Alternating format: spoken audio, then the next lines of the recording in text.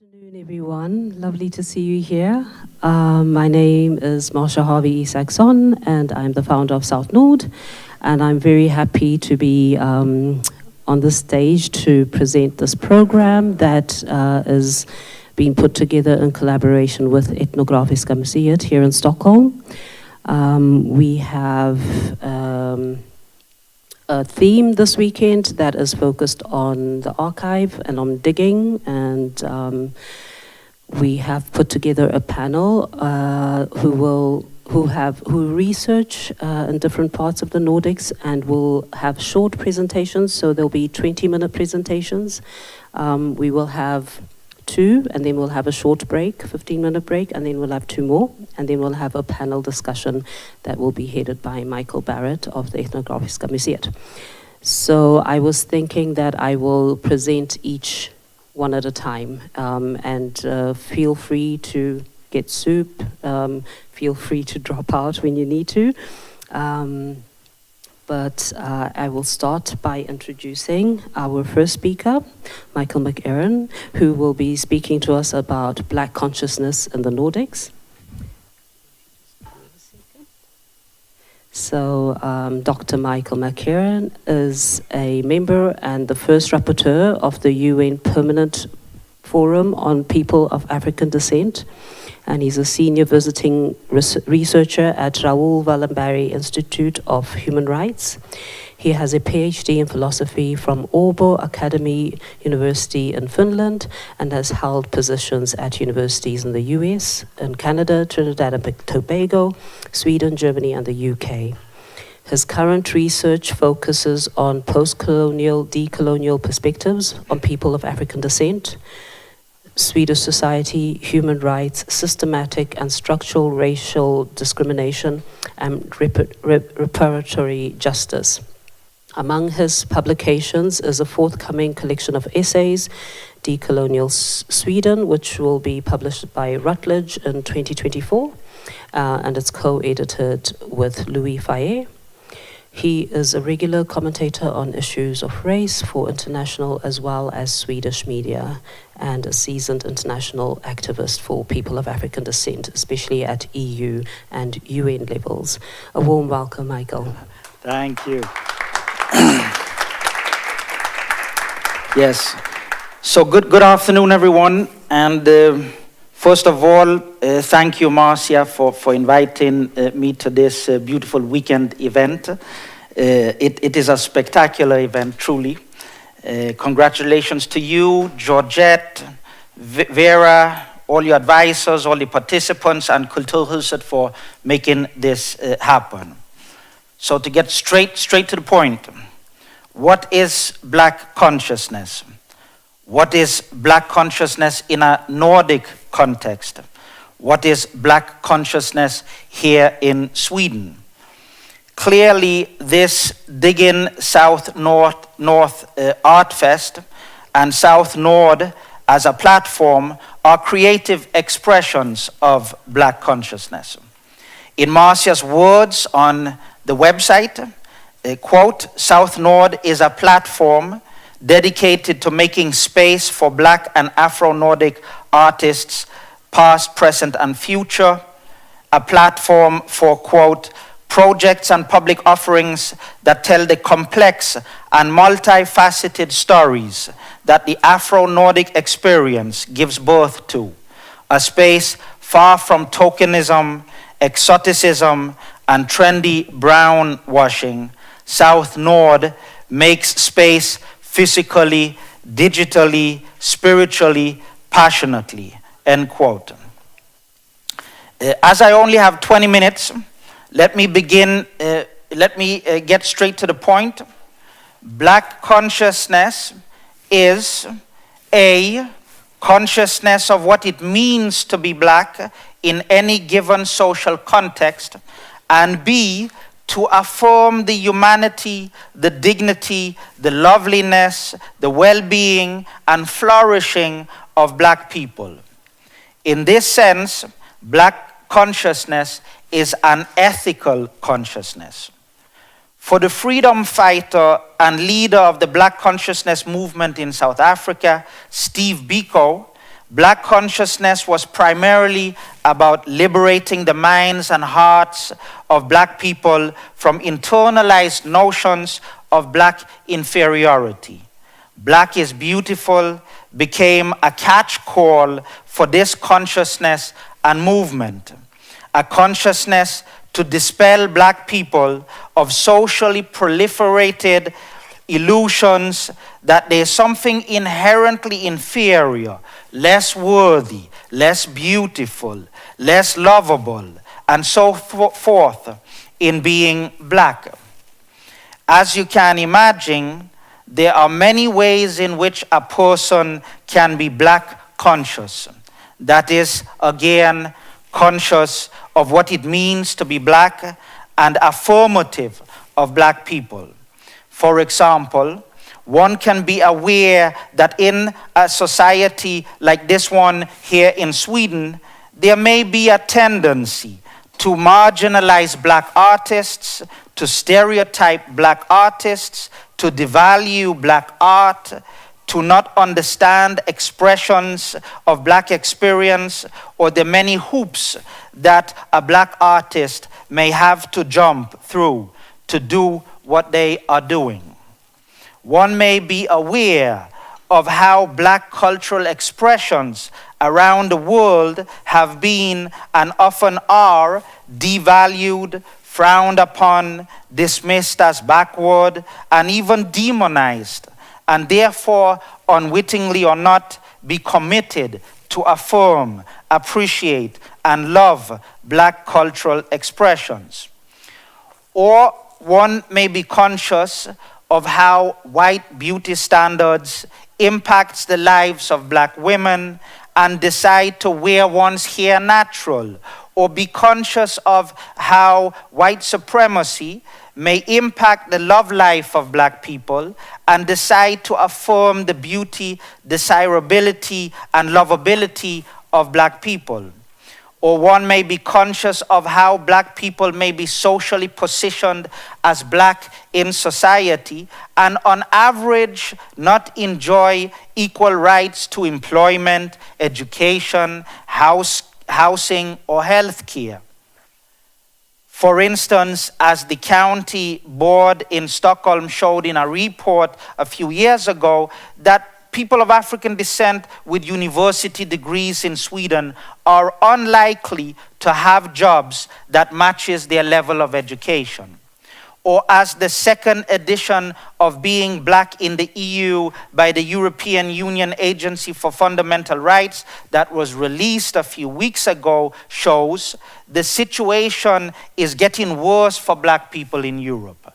According to the report, men and women of African descent in Europe often experience similar amounts of discrimination, but much more discrimination than the general population on the basis of any ground, including race, gender, and sexuality.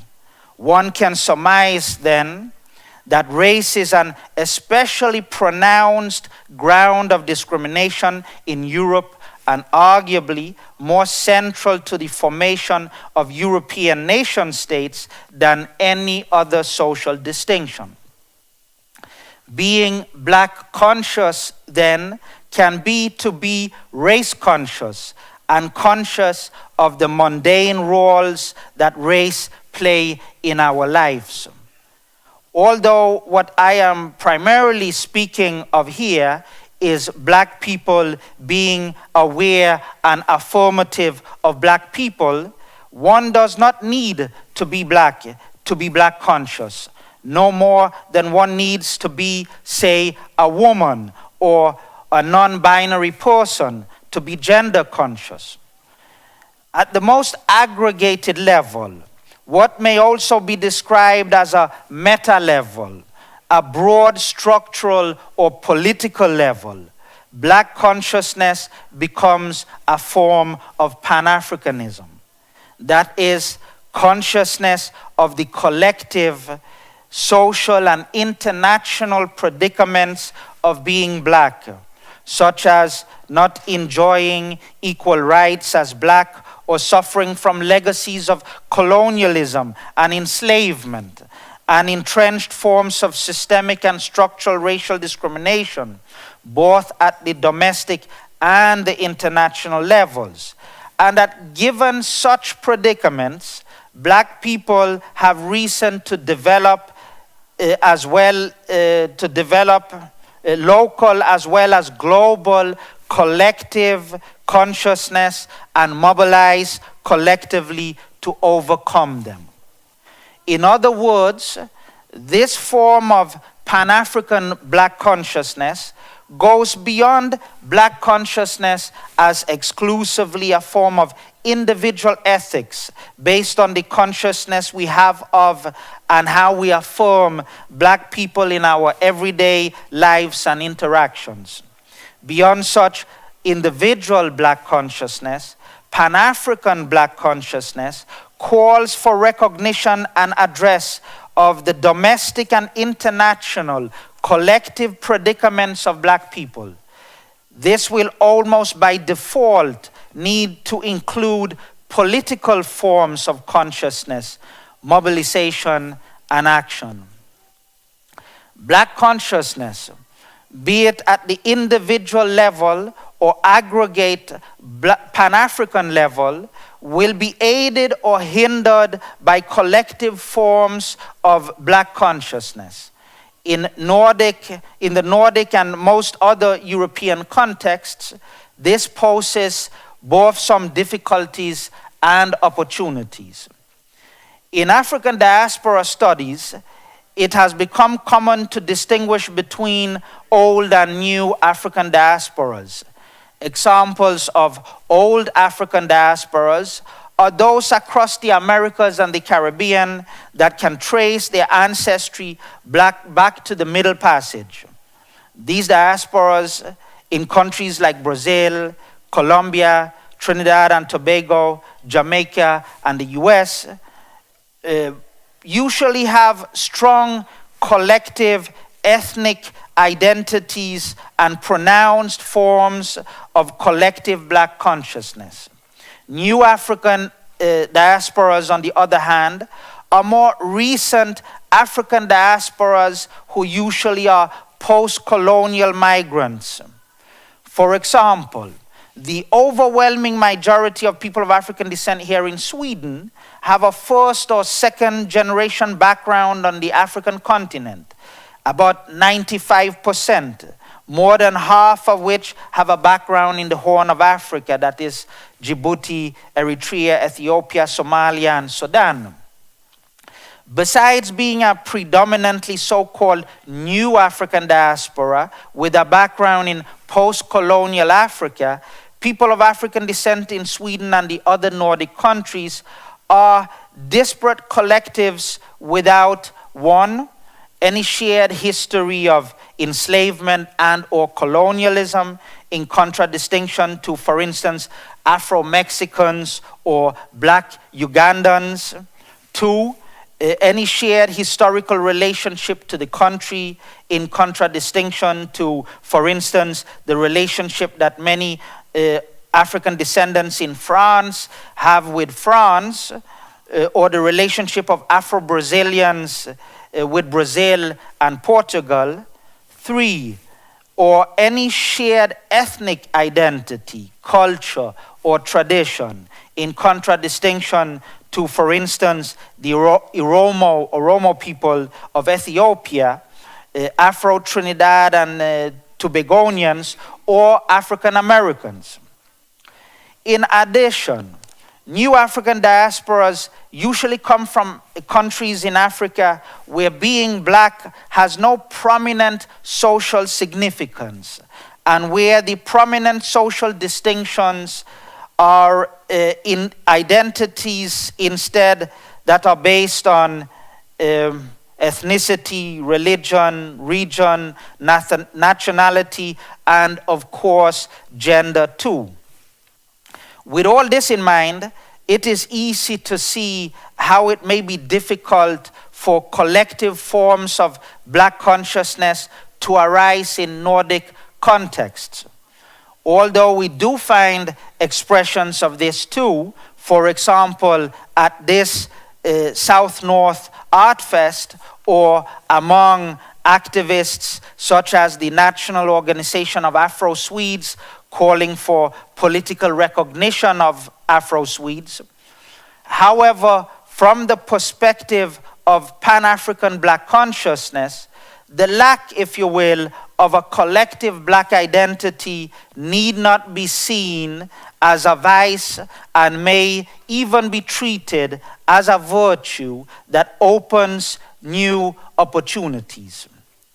From the perspective of Pan-African philosophy as expressed in the canonical Pan-African conferences in London, Paris, Brussels, Lisbon, and Manchester between 1900 and 1945, a joint Black identity was not a starting point, premise, or objective.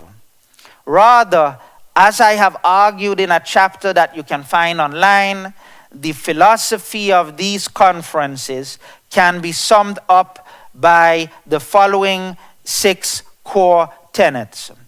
1, Pan-Africanism as racial affinity. That is, that Africans and people of African descent around the world share common origins in Africa and similar physical features. 2, Pan-Africanism as shared conditions. That is, that Africans and people of African descent around the world share similar conditions or circumstances as Black, Africans, and people of African descent. 3, Pan-Africanism as collective interests. That is, that Africans and people of African descent around the world have shared interests as a group in being liberated from joint or overlapping conditions of discrimination and subordination, and thus to work together towards collective empowerment and emancipation. 4, Pan-Africanism as a broadly systemic and or structural view. That is to say that the racism, discrimination, and oppression often facing Africans and people of African descent around the world as a collective are primarily systemic and structural and have international as well as domestic dimensions. 5, Pan-Africanism as decolonial.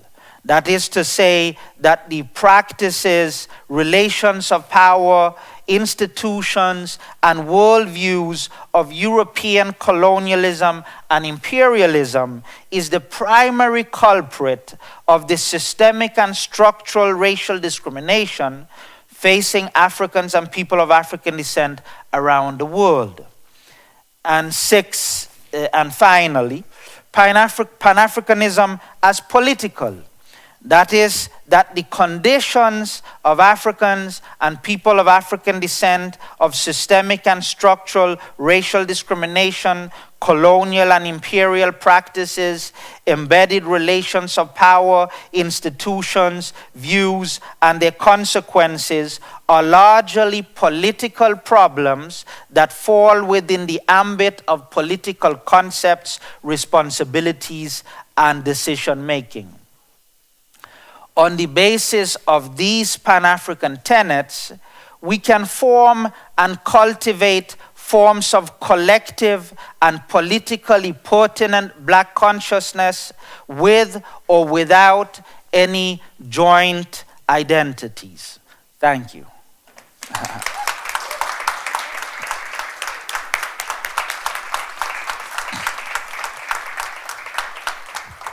Wow. Thank you, Michael, for that powerful delivery. And thank you for framing this afternoon, starting it off. The format going forwards is going to be that I will invite the next speakers on stage, and the next 3 presentations are going to be a deep dive in projects. This was a more overview, which I think is good to set the stage. But I would like to welcome on stage the next presenters. So you could take a seat in the front there. Um, and this presentation is going to be by Maria Fröhlich and Johanna Berg. I think one of you needs to be manning the computer. Yeah. Yeah, we have to try. Yes, also Yeah. the projector because it's not on. Okay, okay, no worries. But in the meantime, I have the Zoom going on that one. In the meantime, I will read a little bit so you know about Johanna and Maria. So Johanna has a background at Riksarkivet and Riksantikvarieämbetet, and she's working at the Museum of World Culture, among other things, developing digital questions at the museum. And she has taken part in the ongoing Africa or Africa Pågår project, and has written this book that we'll deep dive into. It's called Afrosvenskar, 15 berättelser ur historien. And her next book is coming this spring, and it's called Föreställningar John Hood och hans värld. And it's a larger biography about a black entertainer at the end of the 1800s. Maria Fröhlich is a comic book creator and writer and an illustrator, picture book illustrator. She debuted in the US in 2013 with a series adopting Neil Gaiman's novel The Man Who Forgot Ray Bradbury. And she's also working on an upcoming series, Homecoming, in the Captain Marvel series, and a picture book. And she's worked with picture books, one called Ruby and Trolldrycken. And besides being an author and an illustrator, Maria is also works as a teacher at among other things, Konstfack, which is the University of Arts, Crafts and Design here in Stockholm. And she is a member of Svenska Barnboksakademin, where she has stool number 12. So that's briefly about Maria and Johanna, and I think your PowerPoint is almost ready, and we'll just wait for the projector to come online. Yeah. Okay, okay. No worries. Yeah. So I think this was my glass. I'll take it away, but there's water behind. Okay. Yeah. Great.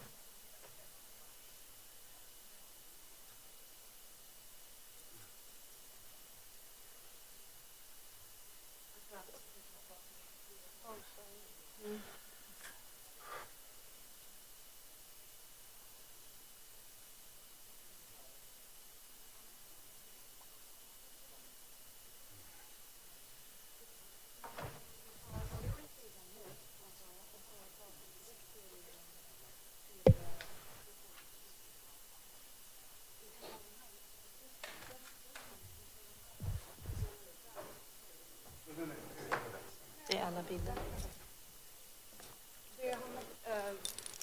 Det är uppsatt för streaming och därför har någon dragit ur det som vi hade från igår. Så att jag har liksom inte ens tänkt på att det var någonting annat. Ja, exakt. Ja.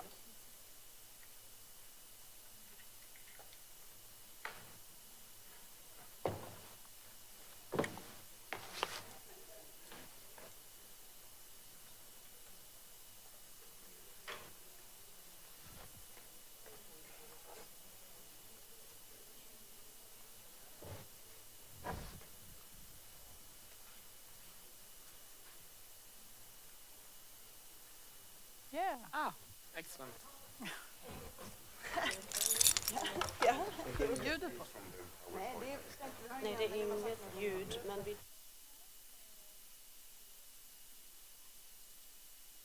Är vi på här? Ja.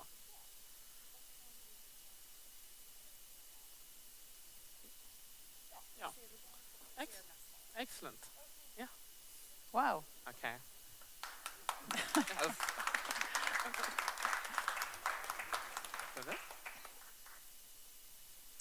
Okej. Ja. Hörs jag nu? I'm Johanna Berg.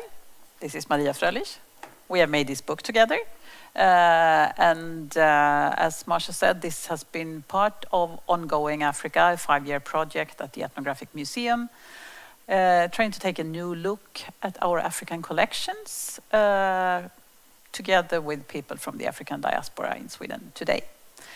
So within this framework, I also got an opportunity to look into a few Afro-Swedes from the olden days. And they, of course, didn't call themselves Afro-Swedes, but it's kind of a good framework if we talk about them today. And we are going to look closer at a few of these people that we present in this book. Yes. Yeah. So let's start with Betty Bull. Yeah. Who is this? This is a black woman who was born in Växjö in Småland in 1829. So that's really a long time ago, nearly 200 years. She was black because her father was from St. Barthélemy, then a Swedish colony in the Caribbean. He was brought to Sweden by his father, who was a Swedish baron. And as this St. Bartholomeuan boy grew up, he apprenticed to become a painter. Yes. And then he married a woman who was a midwife. They had 6 children, and Betty is their oldest child. She also grew up to become a midwife. She married a teacher. She moved to Grangärde in Dalarna, where she had 10 children. And of her children, 2 died as infants, and 7 emigrated to the US. So she was left with 1 daughter who had 9 children. So kind of a big family anyway. And the only image we have of Betty is the one over there. And the other kind of source material I have gathered this information from is public records. So this is Betty and all her children and her husband, where they lived, and from newspaper fragments. And from this really thin information, you were able to give her a new portrait. How did you go about that? Well, I mean, with all the portraits, we had a very different level of material to work from and different levels of references to work with. And in this case, we only had 1 photo. It was basically first trying to find a construction of her face. So that's what you call research through drawings. It's when you draw and find a shape, a 3-dimensional face, even you only have a 2-dimensional photo to work from. And then after creating this 3-dimensional face, I can depict her from other angles than only from the front. And I thought it was important for this portrait to show her in her career. An idea that went through all these portraits was to capture these individuals when they were themselves or active or in a place of agency. And this looked different on different portraits, but on this one we focused on her career. And I wanted to show her in focus and in action and create this sense of connection with her, even though she's not looking at us as an audience. And that was the challenge with this one, both the lack of the limited material, but also creating that connection without the connection with the eyes. So did you find it particularly hard compared to the others? Yes, with some of the other portraits, Pierre-Louis Alexander we were going to look at, we had so much material to work with. So some of these individuals had very little material, required much more prep work in terms of like trying to find features and face, but also finding a person, because so much of portrait drawing is finding the person behind the eyes and bringing that forward so we can communicate. And we talk about visual communication. It cannot only be like a failed portrait is when you look at a portrait and you can't sense the person. You get no feeling of who they were, of that they have an inner life. And that has been the goal with all these portraits. So with this one too, is trying to find that inner life and that connection, that sense of agency, without having the contact with the person eye-wise. Yeah. I think you had one more image of her in the presentation. So this is Betty at work as a midwife in Grangärde. Yes. Where she probably delivered hundreds of babies over the years. And how did you get this information?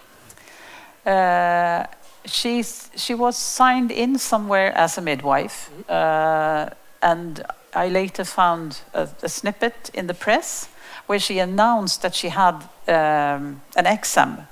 You couldn't practice as a midwife without going through a medical schooling in Stockholm at Serafimerlasarettet. So when she had done that, she was already married. She had 3 children. She announced in the press that now I passed my exam and I'm ready to take up work. And then I found out that the ad just underneath that one was her husband, announcing that he, as a schoolmaster, could take care of young boys needing schooling in Växjö. So that's where they started up. And then they moved to Grangärde, probably because he got work there, or maybe because she got work there, because every parish sort of needed to have a midwife. And she lived kind of a good life. I found another newspaper advertisement that she was selling her house, and she lived in a big farmstead. She had like 11 rooms and plenty of stuff. So I suppose she had maybe some kind of support from that grandfather baron in Småland in the beginning of her life. Her siblings also had good lives, as far as you can say that from archival resources. Because there's nothing left that she tells herself, or no letters, no diaries, nothing to build a deeper understanding of how she felt, or if she was happy with her life. But superficially, you can say she had a good life. So maybe next up. Yes. And who is this? This is Pierre-Louis Alexandre. He was born in French Guiana in South America, 1844, about. And he came to Stockholm as a sailor with probably a ship carrying sugar from Bahia in Brazil. And for some reason he stayed here. I don't know why how come he stepped off the boat and decided to stay in Stockholm, but he did. So he spent the rest of his life here. He was about 20 years old when he came. And he worked in the harbor as a docker. There is not much information left about him. He moved around in the poorer parts of town, in what we call the Old Town, and in Södermalm. He married twice. He got no biological children, but his second wife had two young children when they married, and they later took up his surname. So they seem to have functioned as a family, really. And these are just, one is from when he got married, and one is that he died quite young. So this is a kind of life that doesn't leave many traces in the archives, because nothing much happened to him. He He went to work and then he went home. But he is remembered today because he also sat for portraiture at the Royal Academy of Arts and also at Tekniska skolan, that later became Konstfack. And there are about 50 depictions of him, many by famous Swedish artists. Yes. I tried to find a photography, and that was the only one I found in photo. But there are plenty of paintings. So this is a situation that is very opposite to the one of Betty Bull, because you had mountains of imagery to work from. How did you do that? So I was working from 20 portraits that you provided, and was trying to, through like a puzzling and detective work, find his features, because all the painters had depicted him slightly different. So you tried to find the common traits. So does his eyes look the same in more than 3 portraits? And then you said, oh, there's the eyes. And then you look on the bone structure and how did that look in these portraits? And then you kind of capture that. And then you also find the portraits that were just, well, something that's common with artists is that we tend to paint our own faces. Was true then, and this was true now, because we train and we know our own faces better than anyone else, usually. Which also means that if you are painting a portrait of a live painting in form of a model, if you look too much on the painting as you're doing it, instead of looking at the model you're painting, you will paint what you believe to be there, rather than what actually is there.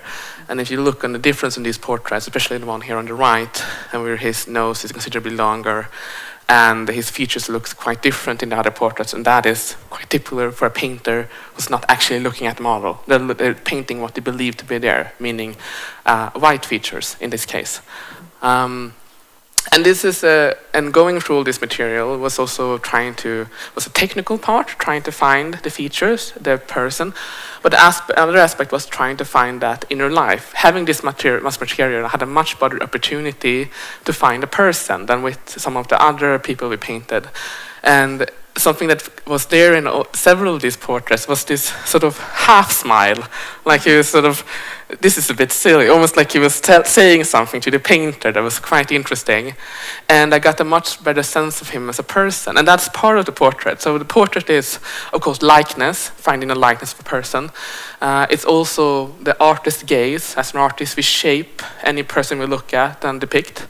We recreate them in the way that from our perspective, how we see them. But the third aspect is the connection between the person being painted and the artist. And that connection is what gives a portrait a sense of presence. If you want to paint someone, when you want to have the sense of, when you look into their eyes, you want to see worlds beyond worlds. So you see that sense of universe spreading out behind them.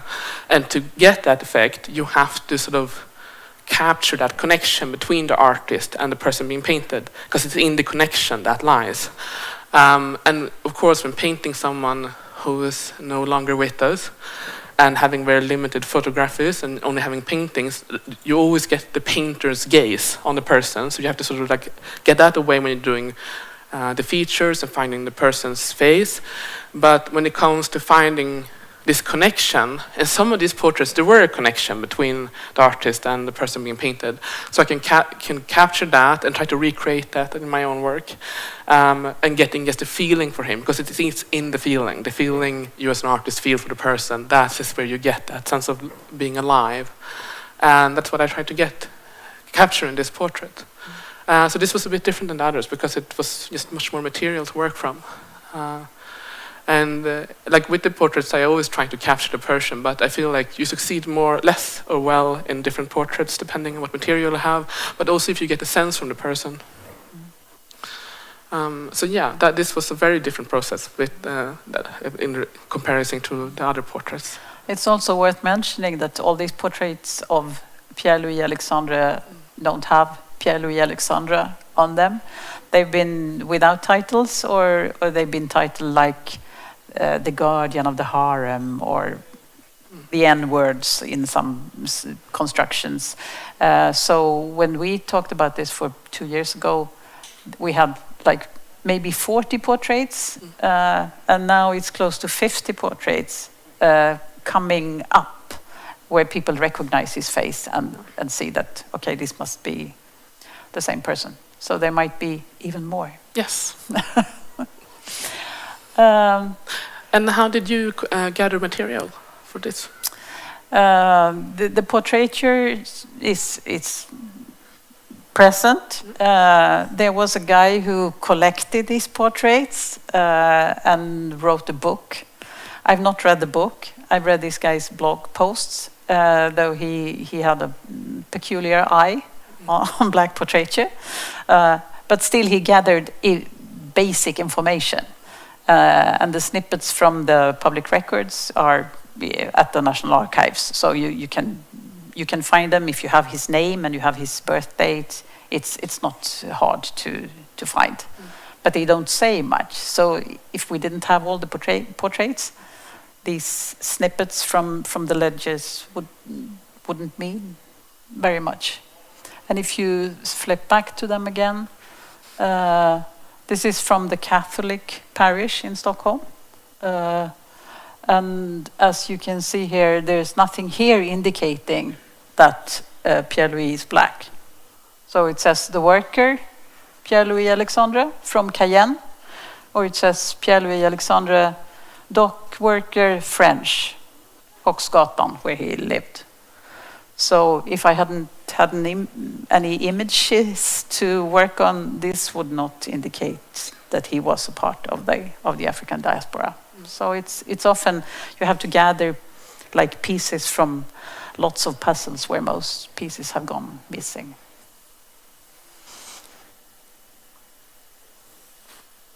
And who's this? Oh, this is a little boy who was born in the Kalahari, in what is today Namibia, about 1868, I think. Yes, 68. He lost his parents in an early age. He was from the San community. And nearly all the information I have about him is from the journal of Gustav de Wilder. So that's a diary kept by the white man in the photo, which is, of course, a biased source of information. But that's the only thing we have.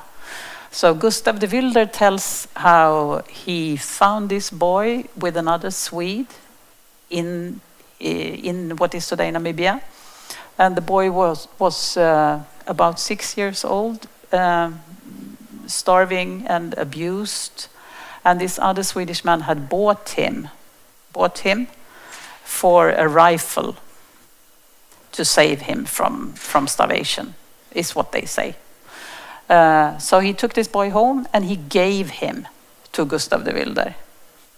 Gustav gave him the name Joseph, in accordance with the biblical story of Joseph, who was sold by his brethren. And he took up the boy as a foster son. They celebrated Christmas in Southern Africa, and Joseph was given new clothes and a rubber ball and a harmonica and cookies and cakes. And about 6 months later, they started a long voyage to Sweden. It took about 5 months to go from Southern Africa to Sweden. And when they got here, they spent some time at Gustav's sister and her family in Simrishamn in Skåne. And then they moved to Stockholm and spent a few years here. Joseph was put in school in a kind of a progressive private school. And what is expressed in this diary seems to be a fatherly love for the boy.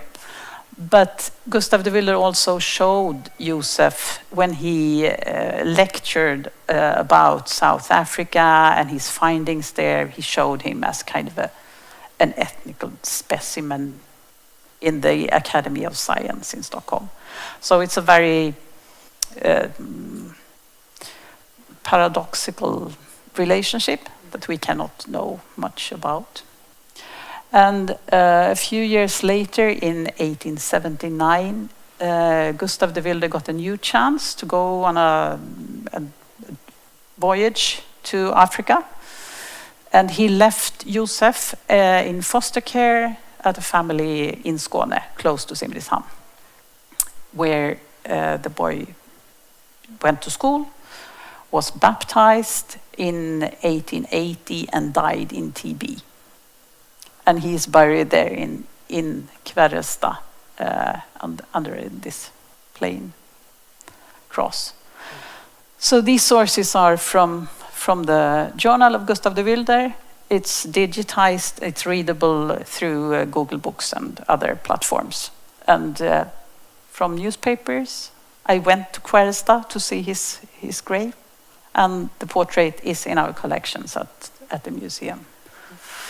So how did you do this? It was, it's everything about people in history is emotional, but this is kind of more emotional. Well, yes, and I feel like working with all the portraits, there was always a sense of what are the ethics around this, and like especially when depicting a child. And with his portrait, that was definitely I did the most sketches of him, like before I decided on the actual illustration, because it was all about, in all the other images I was thinking about agency and presence, and I wanted to have the presence, but he is a child, which means that you have very little agency, but particularly in his situation. But I also wanted to have that sense of presence. So it was more of capturing a feeling of a situation with him than with some of the other portraits. And also, like when I was in the sketch phase of this work, I was also thinking a lot about style and how I would present these illustrations and in which style. Because at one point, hyper-realistic portraits was an option, and I decided to stay away from that due to, well, I looked into portrait history and illustration history of portraits, and I was especially looking on the First Nations of North America, and some of those illustrations become completely dominant in how those people are perceived even hundreds of years later. And because of that, and those images are hyper-realistic, and when you make something hyper-realistic, you communicate, this is the truth, this is what it was. So I moved closer to the style I use usually when I illustrate to be clear that this is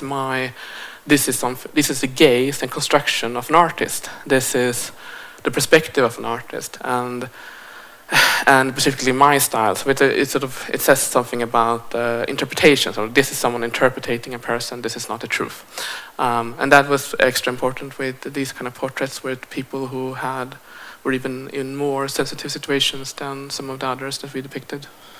Mm. And how did you gather research on him? Oh, I started from the journal, or I started from the photo actually, and then the journal. Yeah. We have it, renskriven. It's transcribed in Swedish in our archive. So I went to the archive and looked at the snippets where Joseph came into the life of Gustav de Wilder, and then the journal in broader and searched also for their names in the press archive of the National Library that is open online. So, and that's also often a good starting point if you have a name. Some people are only mentioned without name, like the N-word, or peculiar constructions like, these brethren from Africa, or so you have to be a bit of a detective to pull the pieces together. Yes. Yes. Är det flera bilder? Är vi klara? Kan vi I think we're done, and I think you might have go over time a bit too. Sorry. Yes. Thank you. Thank you.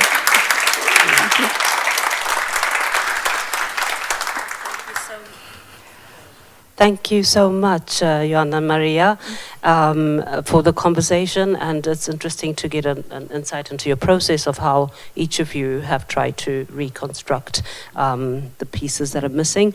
I was thinking that we'll take a short break, a 15-minute break. The bathroom is in the back. We have some water and maybe coffee and some fruit at the back, and we'll carry on with the next session. Welcome back. Thank you.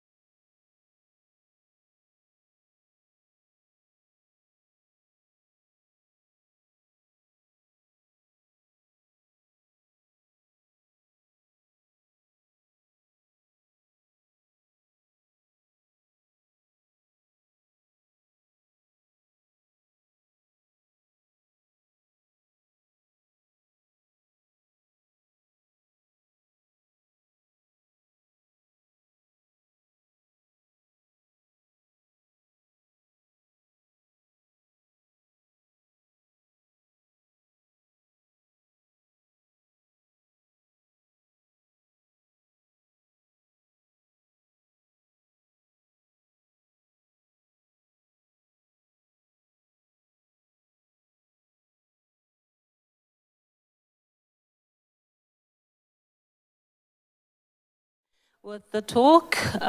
So if you're interested, gather round.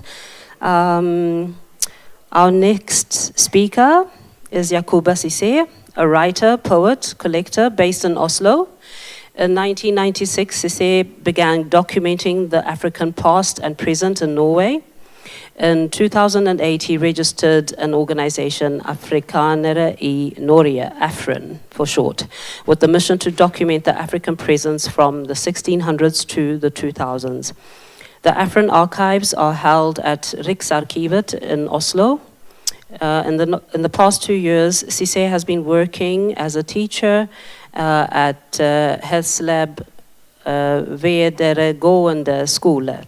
And he presented a paper on Black Studies at a conference in Frankfurt in 2005, and also contributed a conference at the University of Toulouse in France in 2006. And he is currently working on 2 new books, a new edition of Afrikaner in Norge, which was published in 2011, will be coming out soon, and a second book due in 2024. So welcome to the stage, Yacouba.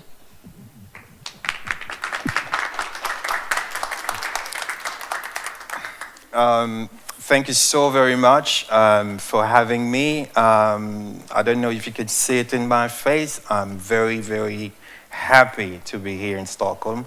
And yes, I am very much happy. Thank you so much. And thank you to Southnord for hosting this very important conversation. This is important because we are doing history. This history is Swedish history, is Norwegian history, is Finnish history, and those stories together, I don't want to forget Denmark, those stories, although maybe we don't have representative of Denmark today, those stories together are parts of the region of Scandinavia, and this is important. So 1996, I began documenting the African presence, and the African presence goes back as far as the 1600. And to me, when I sat down and wrote how far back one could trace the Africans, I realized that this is not a story that began, let's say, in the 1960s or 70s. Of course, there were resources, there were other authors that had written books, and so those books, what I tried to do then was to try to put pieces together, and of course, this is a very challenging and daunting work. So I'd like to say a few things about the Afrin archives. The Afrin archives are held, as Martin mentioned, at the Riksarkivet in Oslo. So those archives that are held there are from the period that I collected from 1996 to 2000. And yes. So the Afrin archives comprises of letters, email, church record, manuscripts, cassettes, hundreds of pictures from 1860s to 1950, thousands of pictures from 1993 to 2022, and some posters. I'm sure there are things that I've forgotten to mention here, but who are the first Africans? When did they arrive in Norway? We're talking about, we have evidence of the first one. The first ones, there is a story of King James VI. King James VI was to marry Princess Anna of Denmark in the year of 1589.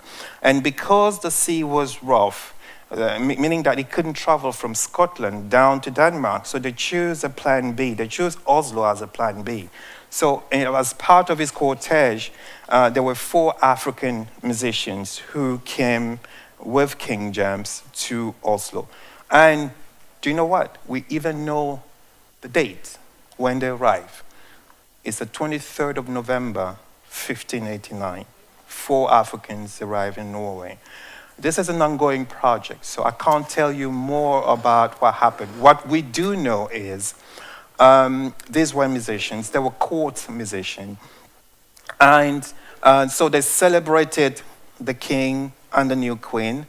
And unfortunately, 3 of these 4 Africans died. All right. So a few years ago, I met one of the researchers at the Oslo Byarkivet and asked him, do you know of the story of the Africans? He said, yes. And I said to him, do we know where they are buried? So what he asked, what he shared with me is he said probably they were buried under a church because that was common in those days. And then because they had come with the king of England. So what I want to show you now, this is a talk by Miranda Kaufman. Miranda Kaufman is a researcher, a writer, and an historian. So this, I just want to present 7 minutes, and then I will go on and doing more presentation on the archives. And I'm going also to do a bit of reading from one particular story, and that is the story of Edward Montgomery. So please, I just want to show 7 minutes, and then I will go back to my presentation. So please, thank you very much. Because I just want to say a few words. This presentation will give you an idea of the African presence in England, for you to understand how and why they were African in England. I think Miranda Kaufman is one of the experts. Of course, there are other experts, such as Hakim Adi, Professor Hakim Adi. But here in this video, or this presentation, Miranda Kaufman is presenting a work and a book. Sorry, I think I need just to do this. Sure, sure.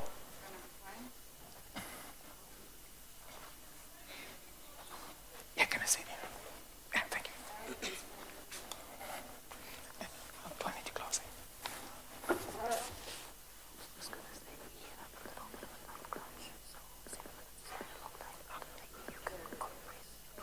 Sure. I'll do it.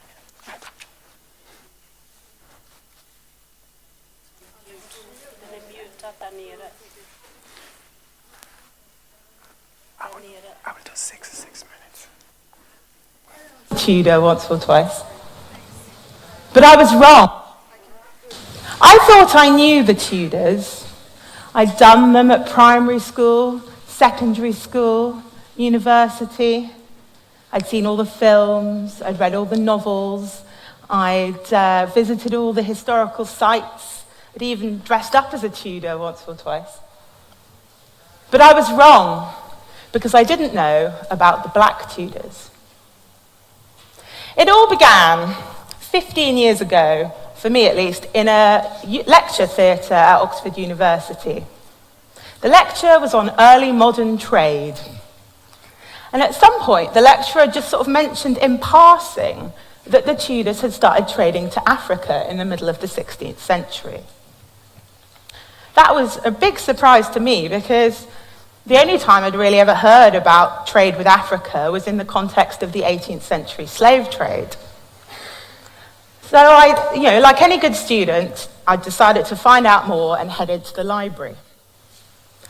And quite quickly, I began to find references to this document, which when I read it, left me dumbstruck, because this document is from the Cecil papers, the personal papers of Sir Robert Cecil, who was Elizabeth I's de facto prime minister by this point.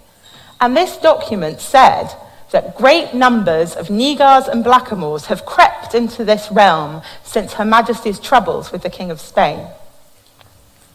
That meant that there were actually Africans living here in Tudor England. I had to find out more. Why was there nothing in the books that I had read? Why had I never heard about this? That if there were that many Africans in Tudor England, surely they would leave some record in the many, many documents that survive from this period. I began my search. Over the next few years, I found records of over 200 Africans living in England in the Tudor period. They appear in a whole wealth of different types of records, including many of them appear in parish registers like these ones, which record baptisms, marriages, and burials. You can see some of them here. Nicholas, a Negro of unknown parents, was baptized at the age of 3 years or thereabouts. This is the baptism on the left here of Fortunatus at Blackamoor. This is the burial of Margaretta and Moore. And this is a marriage of a man called John Yacouba. It doesn't actually say he's African in that particular record, but we know he is from other records. We find Africans in tax returns. So there was an alien poll tax at this time, meaning that all foreigners were charged 4p a head, went up to 8p a head towards the end of the century. So alongside French people, Spanish people, Dutch people, and all other foreigners, the Africans were being taxed. And so they crop up in those accounts. They also appear in household accounts. So this particular record is from the royal household accounts, showing wages being paid to John Blank, known as the Black Trumpet, by Henry VII. But these kind of records survive from plenty of aristocratic and gentry households as well at the time. And so these Africans appear where they're being paid wages, or when clothing or shoes are being bought for them, for example. They also appear in court records, so legal papers, quite often when they appear as witnesses giving testimony in court. I found Africans in diaries, letters, wills, and there is also, the odd visual piece of evidence, like these two images of John Blank, whose wages I just showed you.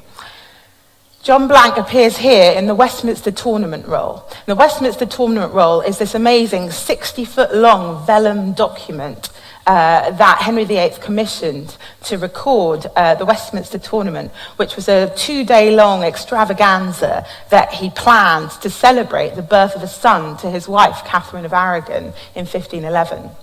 Unfortunately, the young prince died about 10 days after the tournament took place, but we still have this fantastic 60-foot-long record of what took place.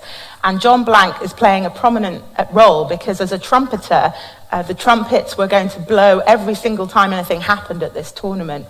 So he appears at the beginning of the roll, announcing the beginning of the procession of the entire court to the central jousting scene, where Henry VIII is shown knocking the other guy off his horse, which never actually happened, but that's just a bit of Tudor spin.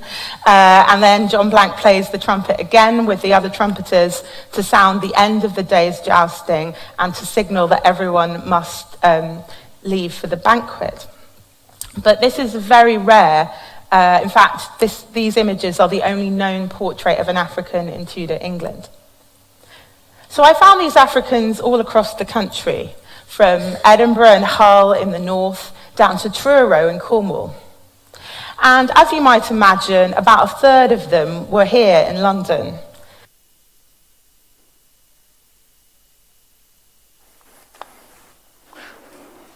Thank you very much. Is it possible to see the next slides? All right, so before that, there's yeah. No, all right, yeah. Okay, this is a painting by a Norwegian painter called Munch. I'm sure many of you are familiar with the Scream. This is Abdul Karim. Abdul Karim was a circus artist, and he first is originally from Tanzania. As you know, the Germans were present in Tanzania, and circus was a very, very important industry, entertainment industry, from the period around 1840 until even sometime the early 80s. There were still big circus entertainment shows around Europe. But Abdul Karim is believed that he arrived sometime in the 1930s in Oslo. And it was Munchausen who had seen a show, and whereby Abdul Karim was one of the entertainers, and he had a discussion with Abdul Karim and went on to suggest to Munch that to employ him as a driver, as a kusk. They had those horses. And so Abdul Karim became his driver, his personal driver. And so Munch painted what we know of his relation with Munch, and the portrait is that Munch painted at least 6 paintings that are known, and 1 graphic, right? Please, next one, please. As you already saw, I showed the presentation by Dr. Miranda Kaufman. Here, this young boy, I think I need to move, this young boy here in the corner is believed to be Christian Hansen Ernst. Christian Hansen Ernst is met Ulrich Gyllenlöve. Gyllenlöve was the Prince of Denmark. So there was an English ship that was sunk outside Bergen sometime around, I believe, 1678, according to an historian. So the English wanted to know more about the Norwegians, what had occurred. So the ship was sunk actually not by the Norwegian, but by the Dutch. Right. So they wanted, and as you know, Denmark ruled Norway. It was a joint union, right? But the seats of power was in Copenhagen. So he met, according to the story, he met Christian Hansen in London, and then they came back to Norway, Oslo. And later on, they developed a friendship, and he was nominated as the first black official in Norway. And the year is 1681. He was nominated as the post director of a city called Kragerø, which is in central part of Norway. So he worked from the period of 1681 to 1694. So he worked as a post director.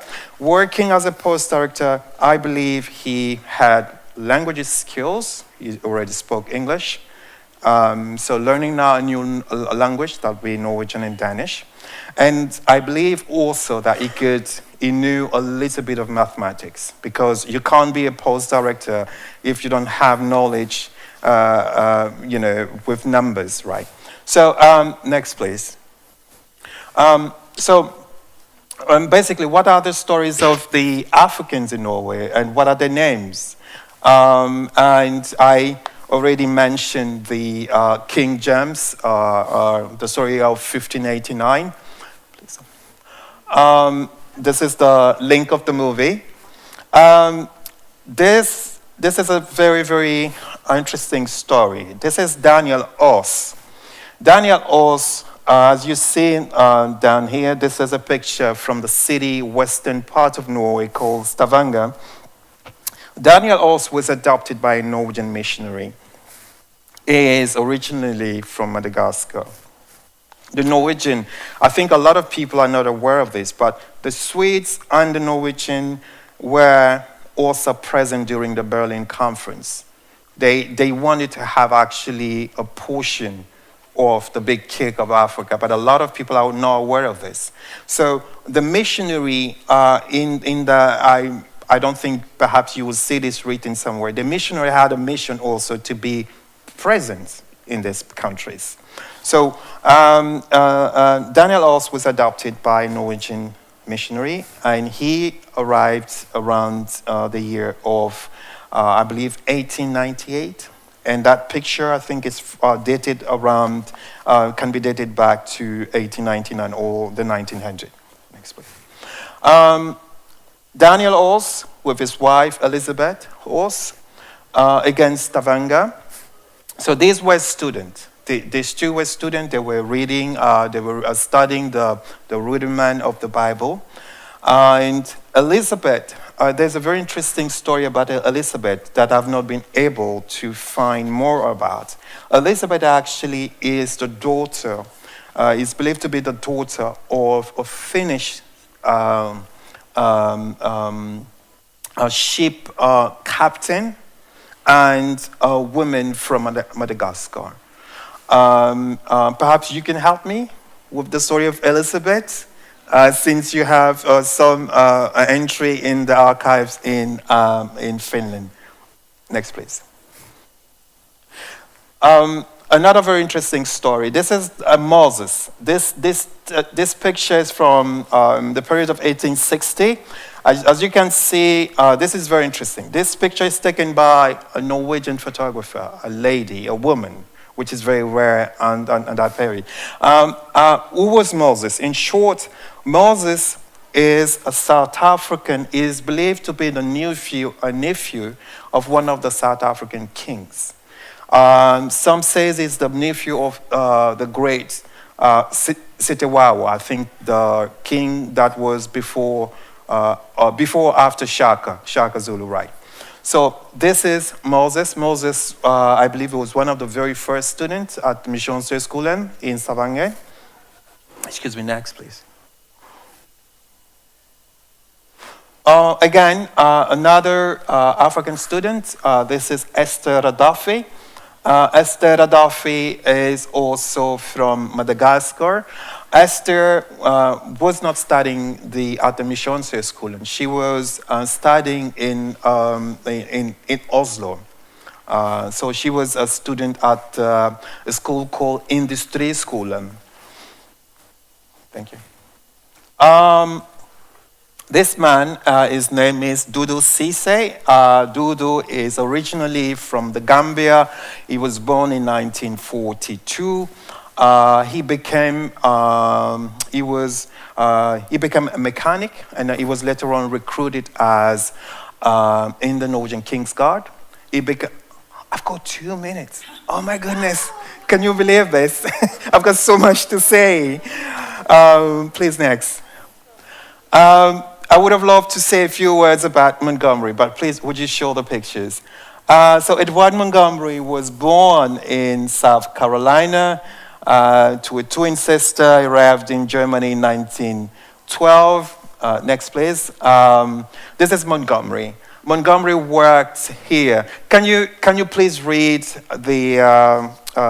I wanted to share with you more information, because this is a very extraordinary story. And please, yes, because he was present here.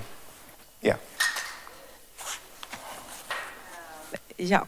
Enligt meddelande i polisuträttelserna nummer 261C2-1922 blev den amerikanske medborgaren Edward Montgomery född den 7 juni 1893 i New York och där hemmahörande, vilken torde vara identiskt med Hippodromteatern i Malmö. Ansökan omförmälde Edward Montgomery, född den 6 januari 1893 i Charleston, USA, genom kungliga befallningshavandes i Göteborg och Bohuslän den 9 oktober 1922, givna och den 27 oktober 1922 av Kungliga Majestäten fastställda utslag. Jämlikt den 24 paragrafen i den kungliga kungörelse den 26 november 1920 ur riket utvisad och avreste Montgomery sedermera den 3 november 1922 till Danmark. Stockholm i polisbyrån den 14 november 1929. I just want to show a few more pictures, and I guess my time is up. Please. Again, this is the family, and his wife actually is Swedish. She's the daughter of a Swedish director. And these are some of his children. He had altogether 5 children. And please, this is his first son. This is Laurent. And this is Laurent and Lilian. and Montgomery with 2 other artists. What I wanted to say about Montgomery is that he was one of the most important jazz artists of the pre-war era. And he danced with Josephine Baker and many other. He was Sidney Bechet's drummer. And unfortunately, with the Great War, his story got lost. So what I've been trying to do is to reconstruct the story of Edward Montgomery.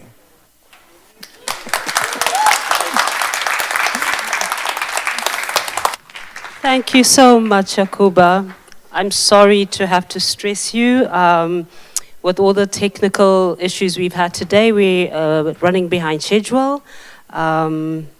So without further ado, I would like to present our next speaker.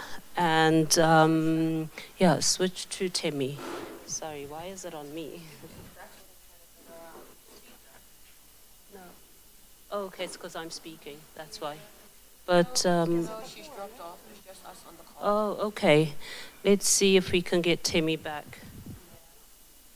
I'm gonna turn the video off in case it's speaking, but yeah, it's just us on the call now. Okay, let's see. Do you have SMS contact with her? Yeah. Okay, great. She's not on the call anymore, so she can just call in if possible. Okay. The call is still active. The call is still active, yeah. So I should just restart. Okay. No, she's not there. No, she's there. Oh, she's there. Great, okay. Can we Okay. get her? So this next session, we have one speaker in the States and one Yeah. speaker on Can stage. you hear me? So we'll try and get all the tech working so everyone can be present. Yeah, okay. But I don't see her. Temi, can you hear us? Can you put your camera on? She's connecting to. I see. Okay. Okay. We hear you, but we don't see you. Okay, that's all. Please feedback. Should I mute this one? Yeah, I think you should. No, you just muted. Oh, The video together. sorry. It's okay. Not so tech savvy. Here we go. Okay. Hi there. Wonderful. We see you. We see you well. Can you say, and we hear you. Wonderful. So it is my, I think you hear us. Do you hear us, Temi? I don't think Temi can hear us. Hi, Temi, do you hear us now? Have we lost? No, she's right there. Absolutely. Yeah. Because we're on you. Can you hear us? Yes, I can. Okay, great. Okay. So we all synchronize. Now, it is my great pleasure to introduce Nina Cramer.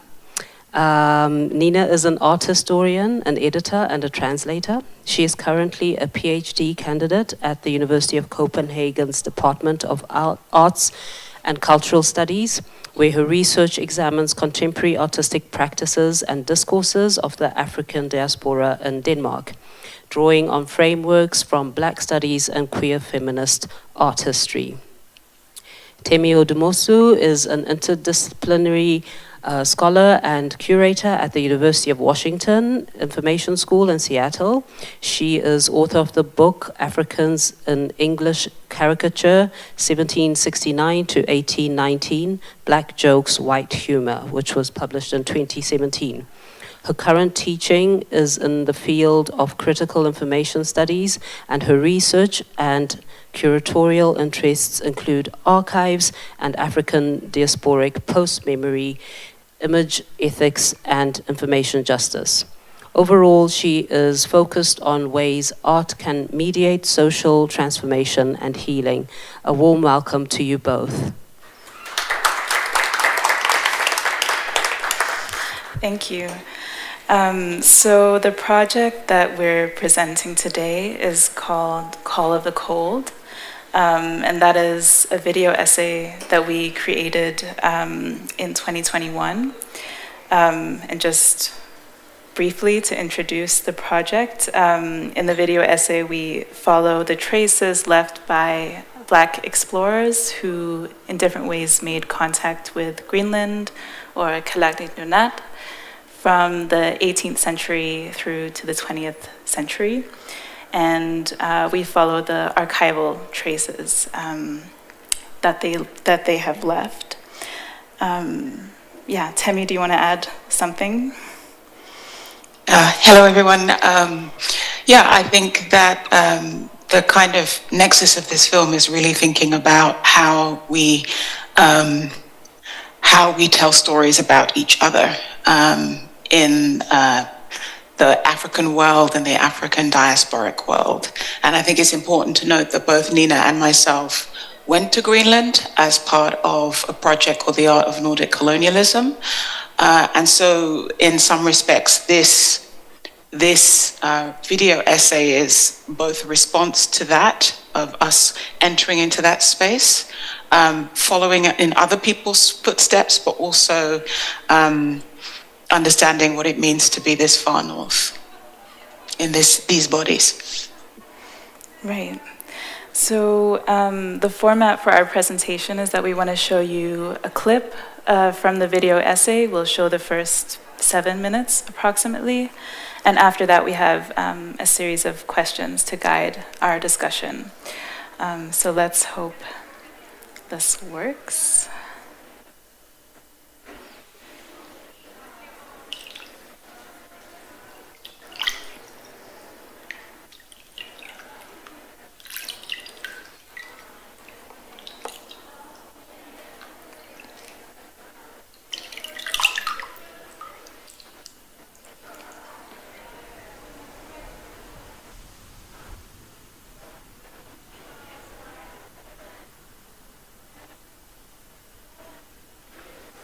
Where is that paradise? Asked Tete Michel Pomasi as he quietly read about Inuit culture in Greenland from his village in 1950s Togo.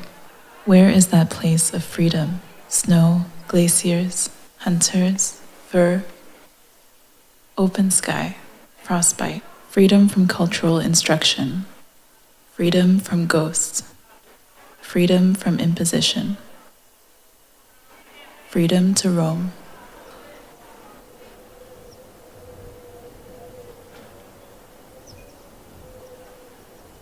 This film is about the outer reaches of the Black radical imagination, that daring impulse to project ourselves into the unknown, and then, critically, stepping forwards, bridging the abyss, experiencing gaps, silences, and voids, confronting demons, developing obsessions, sometimes being first.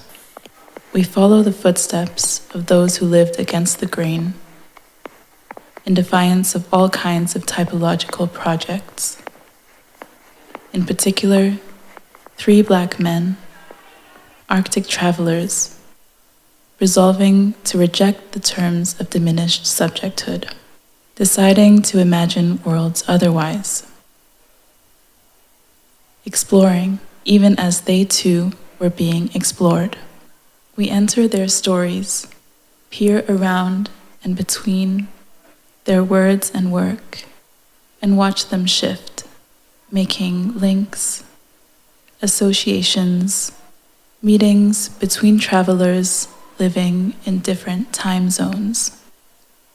Far away, nearby, we follow their hearts' yearnings, wandering with them as they ventured north, to Greenland, to the Arctic, to the edge of forever. Perhaps this means that this is also a film about spaces of belonging and unbelonging, about who can inhabit the Arctic on their own terms, and thus what it means to be a stranger, a guest, an African person doing anything unexpected, a living wonder, to use James Baldwin's term, living wonders, contested terrains, on the outer hemispheres of thought.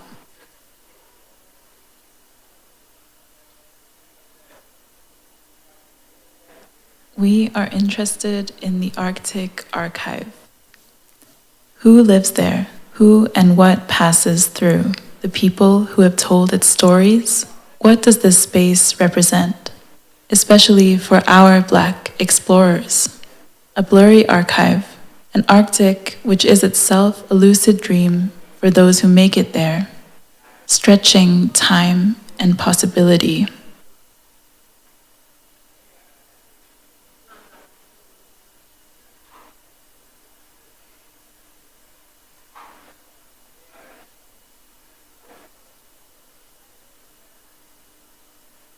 By his own account, Olaudah Equiano was captured as a child in what is now southern Nigeria and sold into Atlantic slavery.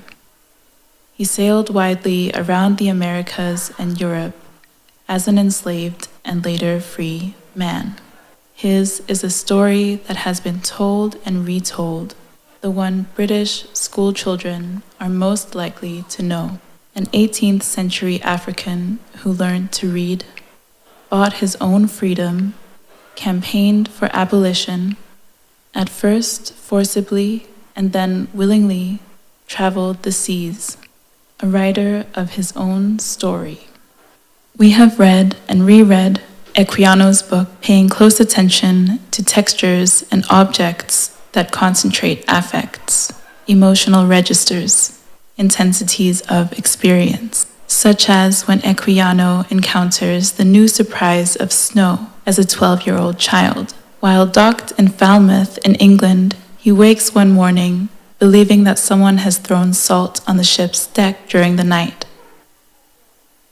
Ice crystals become salt crystals as he tries to describe weather residue that he had never seen before.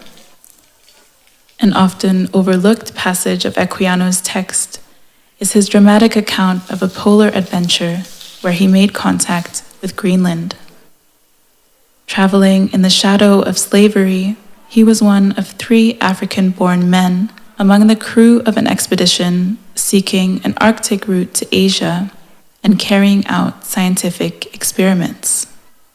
But of the 3, only Equiano's description of their unprecedented journey has been passed down to us.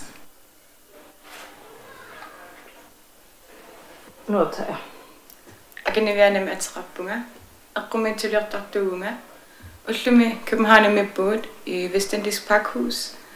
Ugo Olaudah Equianos Alladai Rangamisa Adornjarlingen. On the 28th of June, being in latitude 78, we made Greenland, where I was surprised to see the sun did not set. The weather now became extremely cold, and as we sailed between north and east, which was our course, we saw many very high and curious mountains of ice, and also a great number of very large whales, which used to come close to our ship and blow the water up to a very great height in the air. One morning, we had vast quantities of seahorses about the ship, which neighed exactly like any other horses. And we fired some harpoon guns amongst them in order to take some, but we could not get any.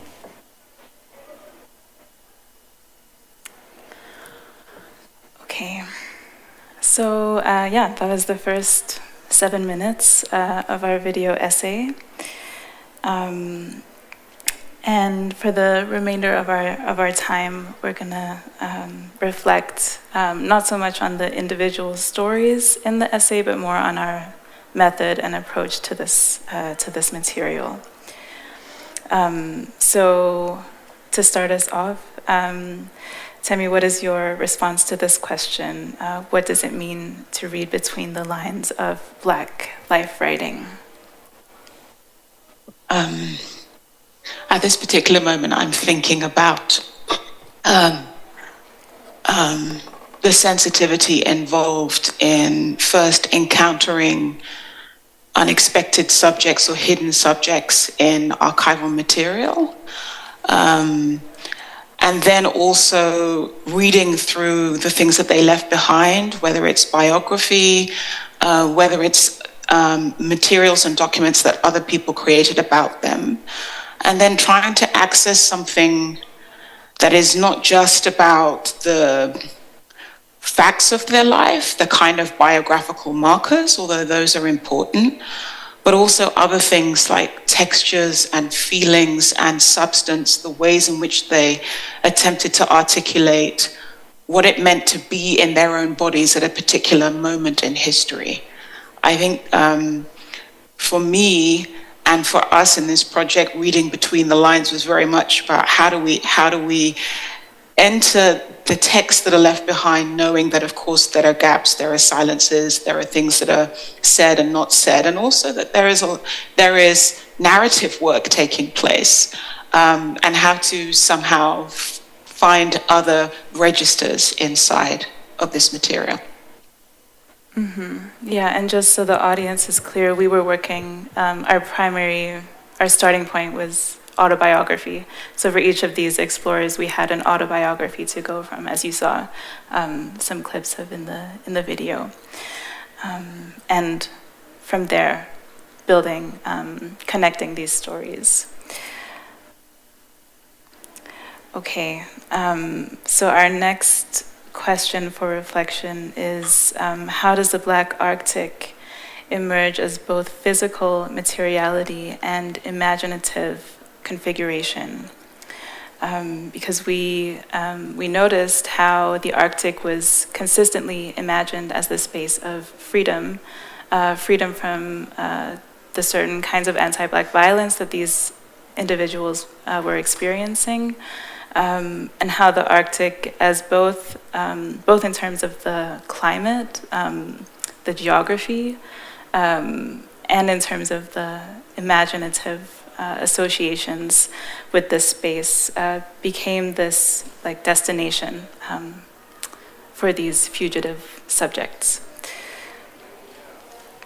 Yeah, and I think also, I mean, we could double or deep read the Arctic so that it is both a space that is still very much unknown, a geographic location that most people haven't even had a sense of, let alone been to. So there's a sense of the remoteness, which of course we can think about in the context, in the Nordic context overall. We can think about the extreme weather. All of the life writers in one way or another are talking about extreme weather, both in terms, they're talking about extreme weather both in terms of the actual experience of being in the cold, but then also the extremities of what it means to be a human being in these conditions. So the Arctic has a romance to it in some respects and is liberatory for all of the authors in different kinds of ways, but it also has this affect and this intensity that mirrors the experience of alienation that Black people experience in the Nordic countries. Exactly. And maybe another thing we could touch on is, I feel like in this project we really kind of decentered whiteness, Europe, from the equation, but then it meant that we were looking at like Black and Indigenous relationalities in some of the cases, and how we were kind of tracing how these Black explorers, travelers, arrive and engage in different kinds of social relationships with Inuit people, and trying to exactly like read between the lines of how they're describing these encounters, and some of them end up having like long-standing relationships that were very interesting to read about. Yeah, I mean, I would agree with that. We're definitely thinking also about who produces knowledge. The story of Matthew Henson that appears later on in the film is interesting because, of course, people believe that Robert Peary, who led the first expedition to the North Pole, was the one that kind of found the North Pole. But of course, an African-American man, Matthew Henson, was part of that expedition, as well as 4 Greenlandic Inuit keepers, stewards of the land. And without their knowledge, they probably wouldn't have made it to the North Pole. So we were trying to also work with how can we shift the lens towards Henson and then the Greenlandic people that Henson collaborated with in order to ensure the success of the first expedition. Mm-hmm. Yeah, exactly. How are we doing for time, Marcia? Okay. You know what, let's take this last question then.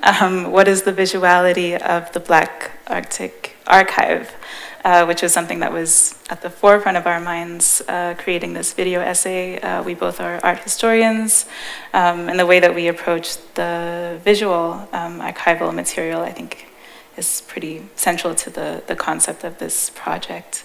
So Temi, do you want to maybe describe some of the ways that we approach this visuality? Yeah, I mean, I think we should pause just for a second on the fact that we're 2 art historians and we're 2 Black women art historians, because already that's a kind of rarity in the field overall. But then when we think about the particular region that we're working in right now, so it was really important for us to think through how do we attend to the archive in ways that don't re-inscribe certain kinds of violences that we have been exposed to by way of doing the research that we have done, and also draw on other kinds of aesthetics that have inspired us, both in terms of Black artistic practices, as well as other indigenous forms in different parts of the world. So we were thinking about, like, how do we encourage our subjects to appear in the most sensitive ways, and then also play with some of the metaphors and allusions that they created in their writing and turn those into performed acts in different kinds of ways. So with the salt you saw in the section, which is coming directly from Equiano's mouth, literally. Mm-hmm. Yeah, should we let that be the last comment? Okay, thank you. Thank you so much for that sneak peek into your film. I was wondering, where can we see the rest of it if we are interested? Nowhere at the moment, sorry. No worries. Temi, please stick around while we rearrange the stage for a panel talk, which we probably need to shorten because we have this time crunch. We are supposed to be out of here by 5:30? Yeah, so I think we'll just mic up Michael Barret, who will be our moderator, and I will invite all our speakers to come back.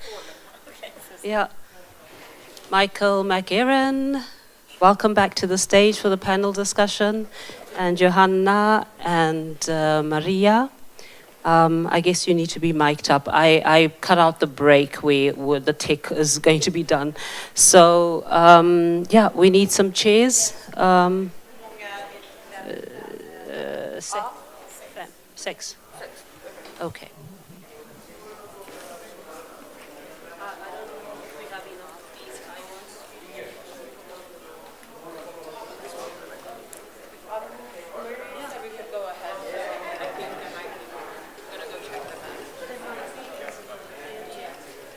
We can also stand.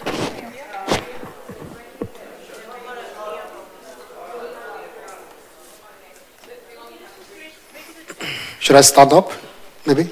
Yeah, you can. Will it help? We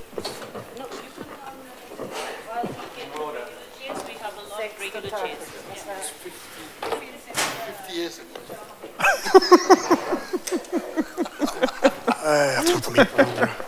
Jag tror att de hittar varandra. 2, 3.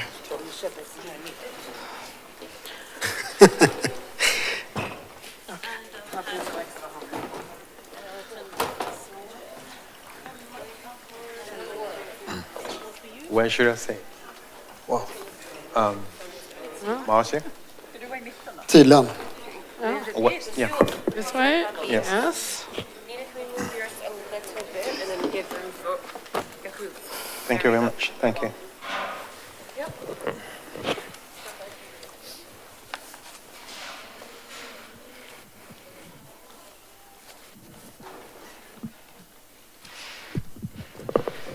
Should we start? Okay, yeah. So my name is Michael Barret. I work as a curator for the National Museums of World Culture, here, mostly here at Etnografiska in Stockholm. And I'm really happy to be able to speak to these eminent speakers. A lot of the things I would like to have asked about has already been brought up, thankfully. That's great, that's lovely. But just to get the conversation started, because I also want you in the audience to feel free to raise your hands and, we'll get a mic, I think. Marsha, right? Yeah. So you can also, be part of the conversation and ask questions. So one thing I was thinking about, the theme or the title of this day or this weekend is digging. So I'm wondering a bit how all of you, what kind of journeys have you taken into the archives to dig out the source material that you're using? And some of you have already addressed it a bit, but maybe, let's start with Yacouba. How have you how has your journey started into the archive? All right. Thank you very much for your question. For instance, in the case of the story of Montgomery, the journey starts in 1996. So what I realized in 1996 is that there were no books about Africans in Norway. There was no spaces that addresses even the concept of archives. And there was also a lack of conversation. There was no conversation of a possible history of a presence in Norway. And I think there were some travels that also inspired me. I was part of a youth organization called African Youth. We used to travel to England. So England was a place where we could also have access to books. There was a book shop in Brixton called the Timbuktu Shop that I used to visit. For me, that was my Mecca. I felt like that space gave me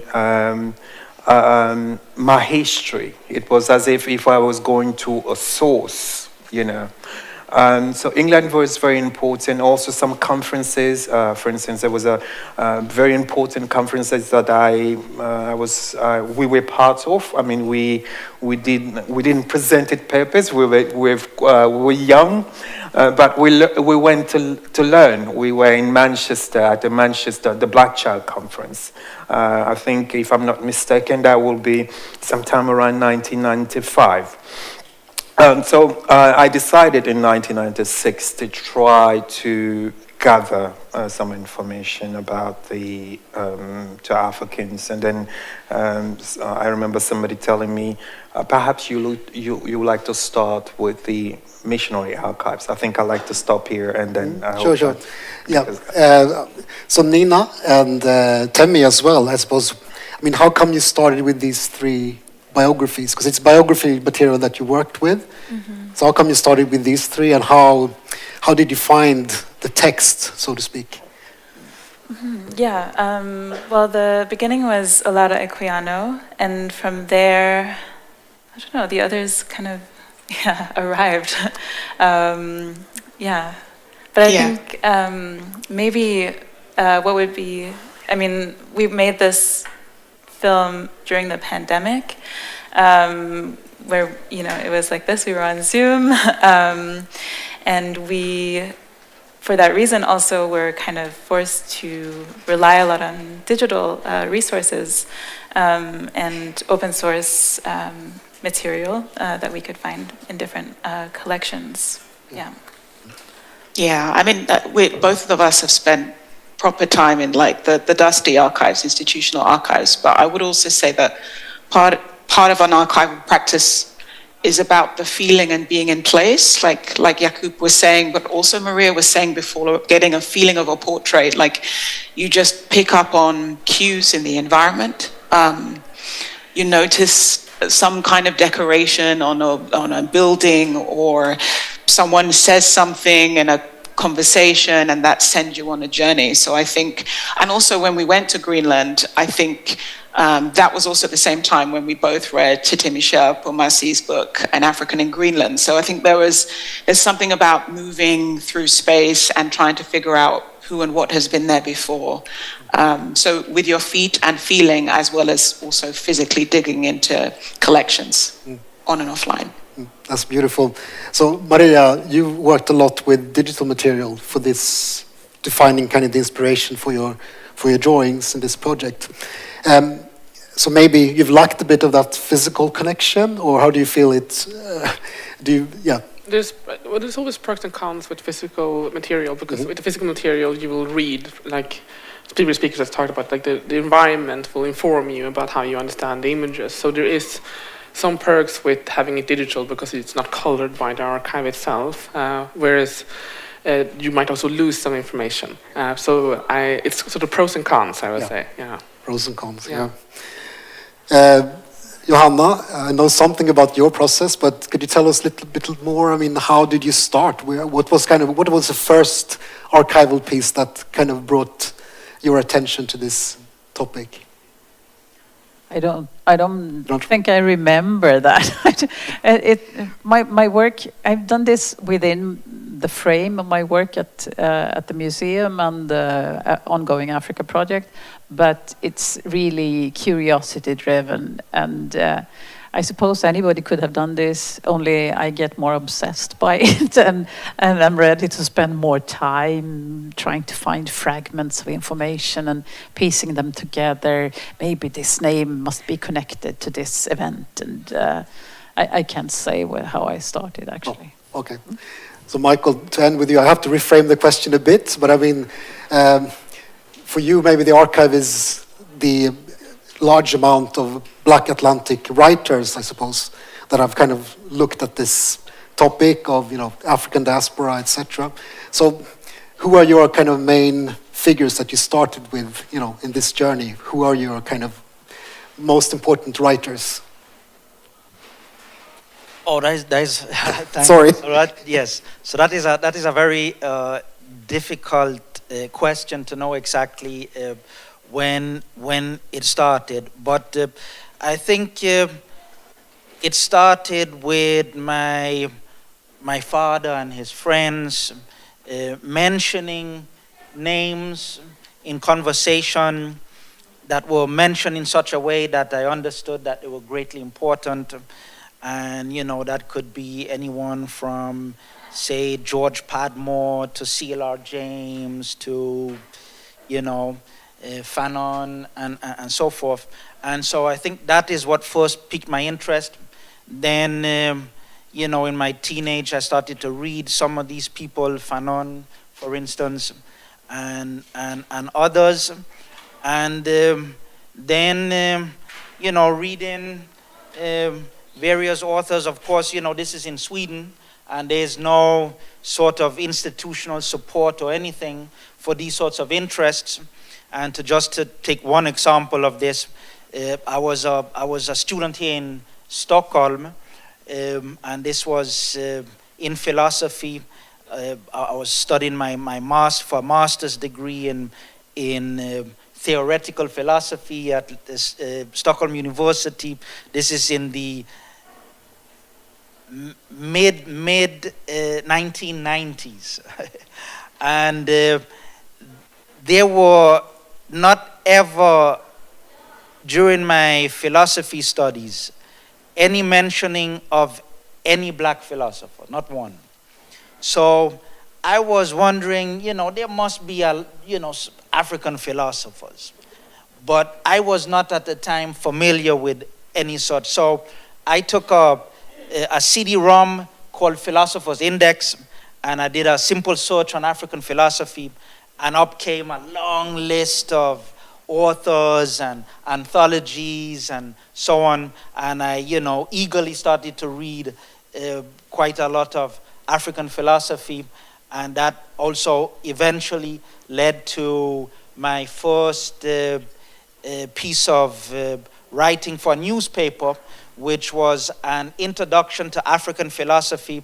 It was an essay for Dagens Nyheter that was published on the 13th of January, 1998. That's very specific. And so, yes, these sorts of things. Yes. Amazing, amazing. So another question is about subjectivity. And I think a lot of you have tried to mention how you try to how you can find subjectivity and agency of these past lives that you're exploring. And I suppose there are two ways that you can do that. I mean, considering that the archive that is there is often very fragmented, it's very scant, there's not really a lot to kind of use as material to build something.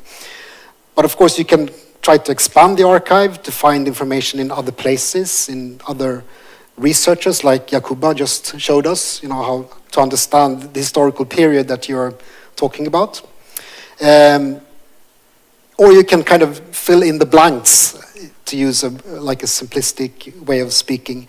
I know that Nina and Temi, you refer to the work of Saadia Hartman, of critical fabulation. There are other scholars that have kind of similar formulations. So I'm wondering, how do you go about? I mean, what is kind of the process in doing this, in filling out the blanks? How do you go about finding the inspiration and kind of expanding on these lives? I don't know if the question makes sense. Temi, you've worked a lot on these issues. I'm actually thinking about something that Michael said at the very beginning of this gathering about how we don't have to have the same experiences in order to share our politics or dreams and desires for Black liberation. So one of the things that I think has been important, of course, the film that we did, we brought Alauda Equiano from one period of time, Tete Michel, Matthew Henson, and then Victor Collins and Alberta Roberts as a kind of a note, a Danish note. And they all in some way have shared a relationship with the Arctic as an imaginary and Greenland specifically. So that was one way, right, to bring them into dialogue with each other, knowing that they had all shared in a certain kind of relationship with this experience, given that they came from radically different places. And I think some of that is built into this kind of Pan-Africanist, archival, critical practice that moves beyond the specificities of like tribal or ethnic or even linguistic affiliations. And we need to do that because of the ways in which these figures show up to us in the material. Like you said, that, there's often limited information. We're trying to kind of, precisely GPS them to a particular point, but in doing so, we might lose some of the other poetics that we're trying to access, which is, okay, how do we bring these people together in dialogue? So I think that's what we've been working on, a kind of shared records. That's what we are working on in this film, a shared Black Arctic record. So in doing that, I mean, how do you show care for the people that have died? I mean, that are no longer with us, that can no longer respond to the kind of the image that you're building? I don't know. Jacob, maybe? Thank you for your question. For instance, the story of Montgomery that I've been trying to reconstruct, but how do I get to know about the Montgomery story? It goes back to a story of me standing at IKEA, believe it or not, standing outside IKEA waiting for a bus. And a woman, Norwegian woman, speaks to me, and I'm in my own world, and then she says, I'm sorry, I'm speaking to you. I said, I'm sorry. And then she said why she was speaking to me. She says, in the 1930s, I had a Black friend who she was referring to, she was referring to the sister of Pete Brown. So, and then I made an appointment, long story short, I made an appointment with her, met her, interviewed her, and then she went on to tell me her relation to a friend, Jussi Pollard, and I went on to meet her brother, Pete Brown. And Pete Brown, during the interview, an interview in 1998, shared a story, a very difficult story with me. He said, my friend Laurent, which I saw, I showed a picture of, father, was taken by the German. So I didn't understand. And I said, what happened to him? Well, he was arrested by the German during World War II. And then I used the telephone catalog to trying to find if I could trace it in Montgomery. But it took me some time. I remember calling a woman, and then she said, who gave you my number? She was fairly upset.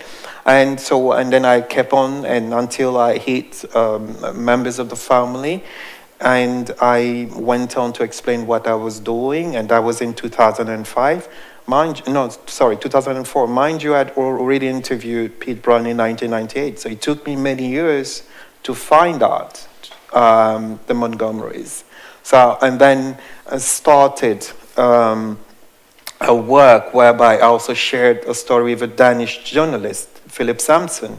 And Philip Samson told another story of a German jazz artist who was doing work on jazz artists who had been to Europe.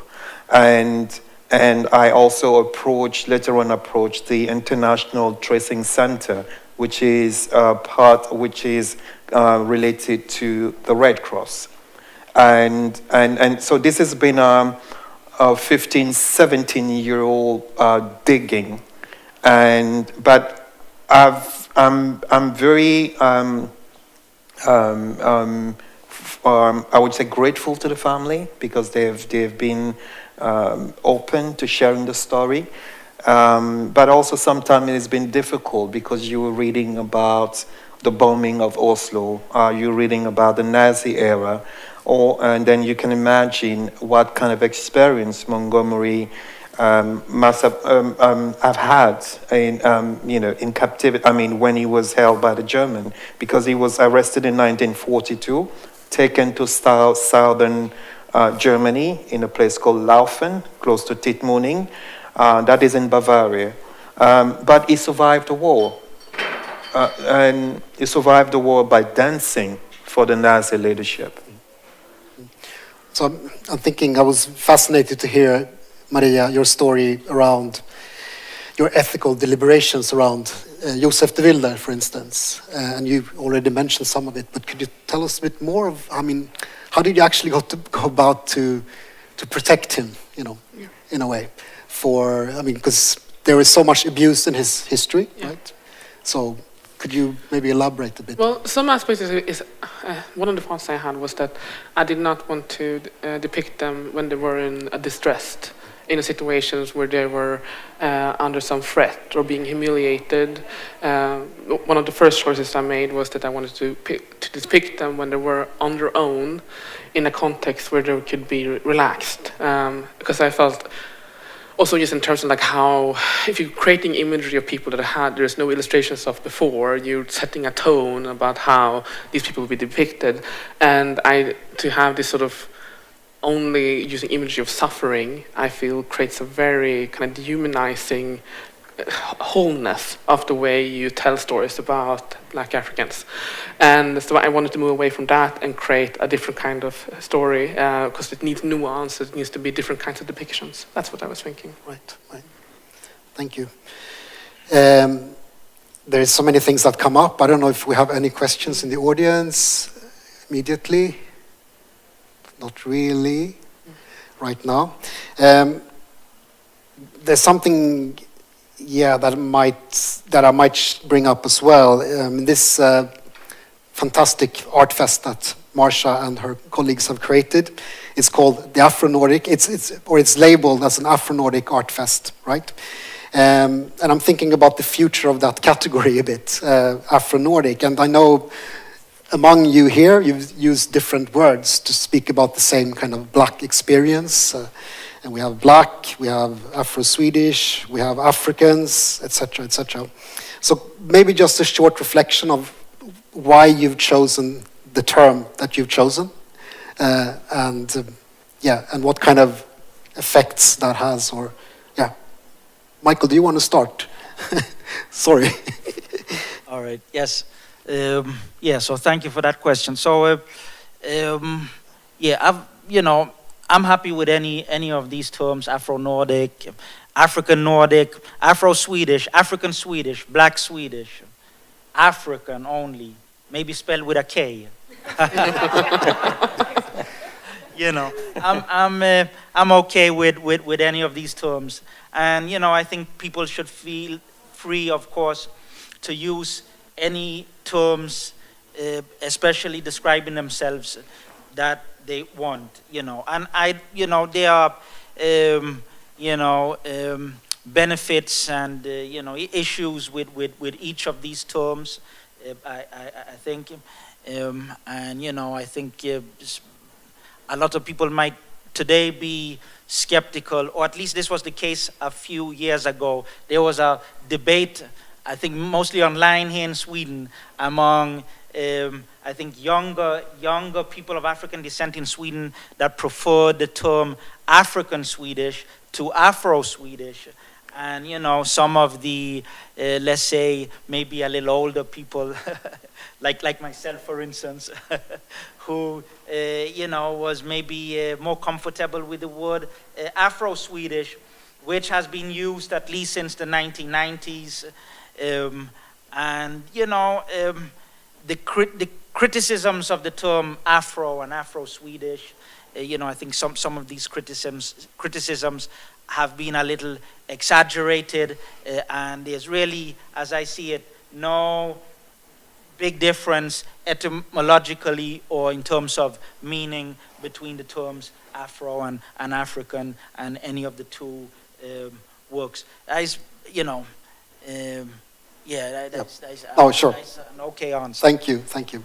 I don't really. I would like to have more input, but I think we have to kind of round it up. Yeah, but I just wanted to jump in and say something about Southnord, which is a construct, a word put together, because we did talk about all these different terms that are trying to be kind of an umbrella, and just so that we know who we're referring to. And so Southnord is an attempt to find a neutral term in a way that, I'm a Southnord, you're a Southnord, you're a Southnord, but centering the South, centering the African or the continent. So just to jump into that. I think we have I don't know if, Diana, can you wrap it up in a very nice way? I think you can, I'm sure. So thank you very much again to the panel and everyone. I have one question regarding working with archives. Oh, can you hear me? Sorry. I have a question regarding working with archives. Since a lot of the things that are already created to be used are always biased. It's always biased. So, for instance, we were talking about this today, how Finnish people are supposed to be the happiest people in the world. And that is that. I'm not going to say any more. But when you encounter an archive and we understand that everything we encounter is biased, how do you go about figuring out what is the truth or shaping the truth, or how do you negotiate your bias with biased materials, basically? Thank you. It's my question. Anyone has a quick?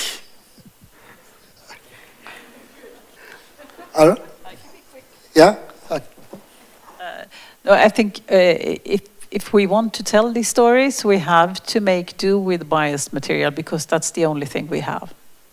So that's the starting point, and the archive can, in a way, prove some kinds of things, that this person was present at this time, or that they got married in this church, or and from that you can make conclusions from other information on the same time period and place and social strata. But then in this book we don't go into their heads or hearts much. because that's a further step in fabulation that we were not ready. I was not ready to take within this format. So there are kind of 3 steps. This is actually hard facts. This is plausible, or you can come to a conclusion, and then it's more of a fantasy level where you can only reach into your own heart and head and imagine what it might have been like for little Joseph to move to the countryside in Skåne and start school there on his own. We don't know. Nina, do you have a last word, because we can't continue anymore? I'm sorry. I feel like you really want to comment. Okay. I'll be very, very short. What I want to say is that about archives is that at times you need to consult with, as much as possible, different historians, also not only historians but also art historians. There are sometimes different stories around, for instance, a painting or a story, or even sometimes there are places that you need to consult, you need to look at other countries to trying to put together the pieces. That's what I want to say, and to you. Sorry. Nina, you can have the last word. Oh, sure. I don't know if I have anything really to add. I think these are all valuable strategies. We were lucky to be working with autobiography and first-person accounts, and allowing ourselves to also reach into the realm of metaphor and the poetics of those histories. So yeah, but that's a privilege to have that material for sure. Yeah. Thank you so much. So thanks a lot, everyone. I mean, this has been amazing. Thanks. Thank you so much.